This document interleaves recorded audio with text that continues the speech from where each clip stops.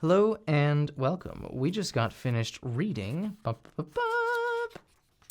The White Trout, A Legend of Cong.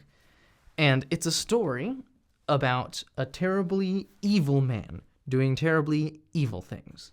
And what were these things that this terrible man did? He went over to a pool, a blessed pool, and caught a white trout out of it. But it was no ordinary white trout, for this trout was none other than a beautiful princess whose husband-to-be died and was murdered and thrown away, and she was turned, by grace, into a beautiful trout, until the time that they may be united.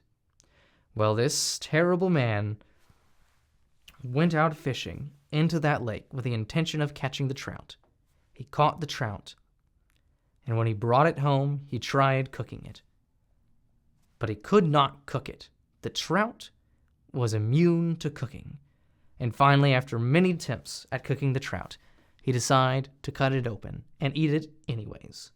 And when he put a knife to the trout, he cut it, and suddenly the trout turned into a beautiful woman.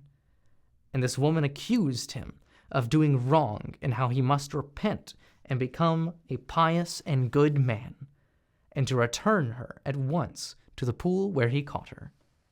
After he agrees, whoop, back into a fish she goes, and then he runs straight back to that pool and throws her back in, and from that day forward becomes a pious man. That is the story. What a fun little story.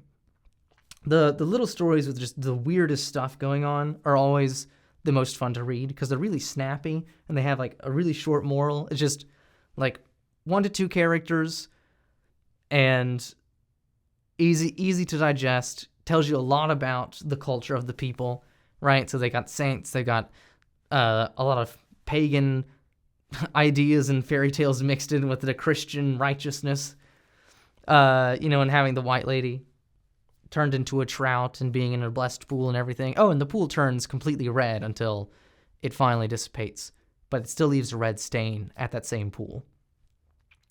So that's fun. So if somebody says, don't do something, don't do it, or you might run into the most beautiful and pious woman ever, and she'll scold you, and you'll be embarrassed and terrified, because when you run into somebody who is truly, properly, holy, and blessed, and you wrong them, and they have the chance to tell you off, well, you better believe you're going to want to straighten up, because you'll see yourself for what you are, an evil person.